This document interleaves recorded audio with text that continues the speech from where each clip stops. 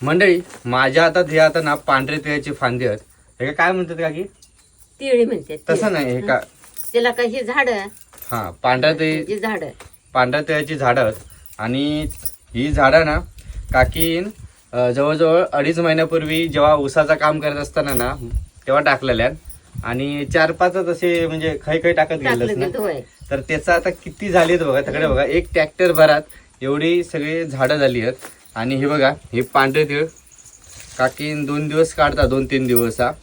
पण झालं असं की पावसामुळे जवळजवळ 1 महिना आधी पाऊस पडलो आणि त्याच्यामुळे बराचसा तिचा नुकसान झाला. पांढरे तीळ आहेत ना त्याच्यात बी आता ते पडत नाहीत कारण ते का ओलावा भेटल्यामुळे ना ते पडत नाहीत. हे जर सुकते ना तर ते आपणच झडून पडतात. आता तिचं नाविलाज झाला म्हणून ती बघा तिने आता हातान काढतात. आता एवढं हातान तर काढू शकत नाही. तर ती बोलली की जेवढे जेवढे माका जमतील तेवढे काढतलंय आणि नंतर कंटाळून टाकून देतलंय.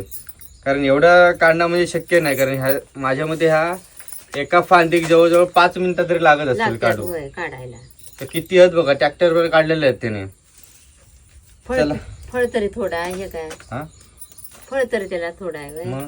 आणि प्रत्येक भरलेली झाडी आहे बघा भरलेली पूर्ण. झाडी आहे. हे पांढरे तीळ सफेद तीळ जे मार्केटमध्ये खूप महाग आहेत.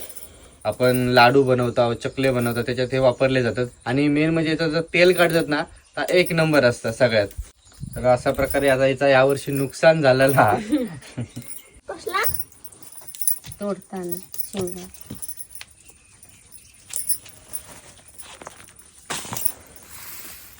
नाही तर हे बघा अशा प्रकारे जर सुकत घातल्याने ना तर हे बिया आपणच पडतात जर सुकलेले असतात. आता हे काय सुकलेले नाहीत